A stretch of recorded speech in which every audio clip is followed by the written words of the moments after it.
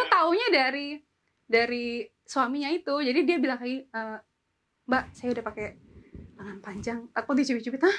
Ya ampun, kok bisa dapat ide kayak gitu? Ya soalnya semuanya teman-teman saya nganjurin kayak gitu.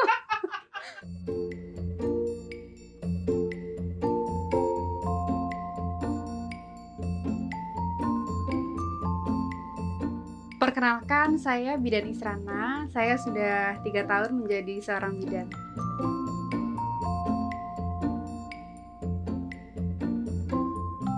Kami sebagai bidan, tugas kami melayani pelayanan prakonsepsi yang meliputi KB, kehamilan, persalinan, bayi baru lahir, ibu nifas, bayi dan juga balita.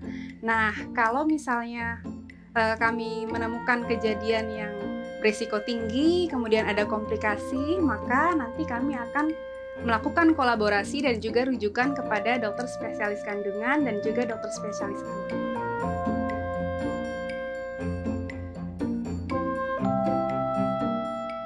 Di Indonesia itu laki-laki yang jadi bidan itu nggak ada ya, karena sebenarnya IBI itu mengartikan bidan itu adalah seorang perempuan yang melakukan pendidikan di sekolah kebidanan dan setelah lulus terkualifikasi menjadi seorang bidan dan mendapatkan lisensi untuk menjalankan praktek bidan.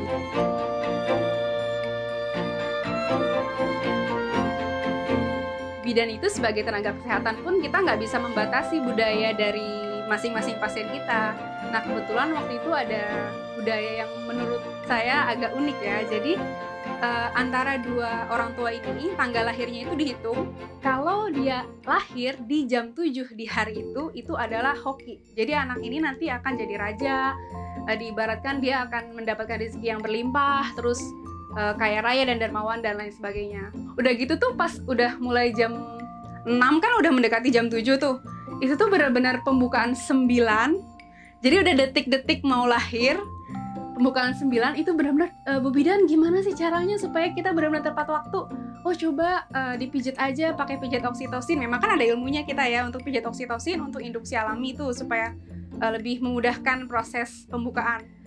Jadi anggota keluarganya pijitin oksitosin, terus yang lain pijitin kaki, yang lain baca-bacain doa. Itu jadinya 1 jam terakhir itu kayak menentukan anak ini akan benar-benar jadi raja atau enggak gitu.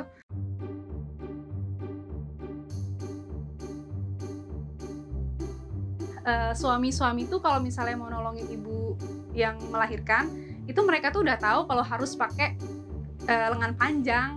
Jadi karena tahu bakal dicakar, bakal dicubit. Aku taunya dari suaminya itu. Jadi dia bilang kayak, Mbak, saya udah pakai lengan panjang. Aku dicubit-cubit, hah?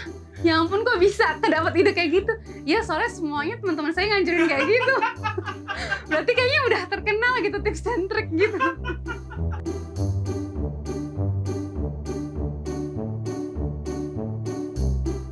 Sebenarnya sih tren asmara antara anggota bersenjata dan juga bidan itu emang udah gak bisa dipungkiri lagi ya. Sampai sekarang pun mungkin itu masih menjadi tren asmara muda-mudi berseragam. Cuma kalau saya sih sependapat ya, karena memang banyak juga yang teman-teman saya yang bidan yang memang berjodoh sama anggota bersenjata ini gitu. Tapi mungkin kalau menurut saya sih yang pertama karena mungkin zaman dahulu kan bidan itu kan pasti berasrama. Nah, TNI Polri pun juga berasrama. Mungkin itu jadi salah satu penyebab ya. Terus yang kedua, mereka juga ngerasa senasib gitu. Jadi kita tuh sama-sama harus benar-benar siap kapanpun dan dalam kondisi apapun untuk nolong masyarakat, menjadi pelayanan masyarakat.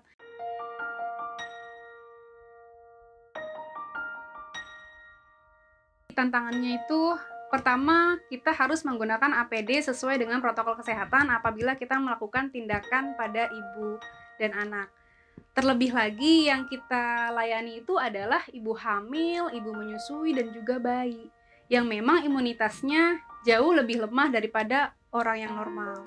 Nah, tapi pas awal-awal pandemi itu tuh kan harga masker naik, udah gitu susah banget untuk dicari, harga sarung tangan pun naik, APD apalagi harganya mahal sekali gitu. Dan banyak beberapa bidan, terutama bidan praktek mandiri yang menutup sementara prakteknya dan hanya melayani keadaan darurat seperti pertolongan persalinan.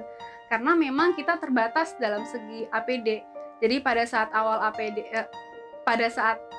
awal pandemi itu kita pakai APD seadanya untuk pertolongan persalinan. Terus juga kita mau nggak mau harus menutup beberapa pelayanan karena dianggap tidak darurat gitu. Jadi ini adalah cobaan terbesar bagi kami.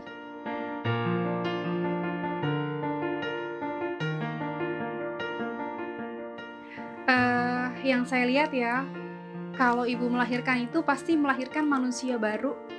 Dan di jam-jam pertama manusia itu lahir tuh pasti berkesan banget untuk orang yang bisa menolong gitu loh. Jadi rasanya tuh kalau jadi seorang bidan tuh kita seperti memberikan hadiah untuk keluarga baru, untuk ibu yang baru, untuk ayah yang baru gitu. Jadi dengan hadirnya hadiah istimewa yang kita bantu untuk melahirkan itu menjadi hal yang paling berharga dalam hidup saya.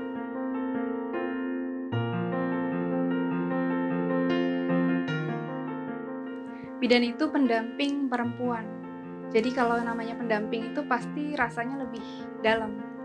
Jadi kita bukan hanya melayani tindakan secara medis, tapi kita juga mendekati ibu secara psikologis. Jadi kita harus ada ikatan batin dengan perempuan, menjadi temannya perempuan, menjadi perantara untuk keluarga baru yang lahir.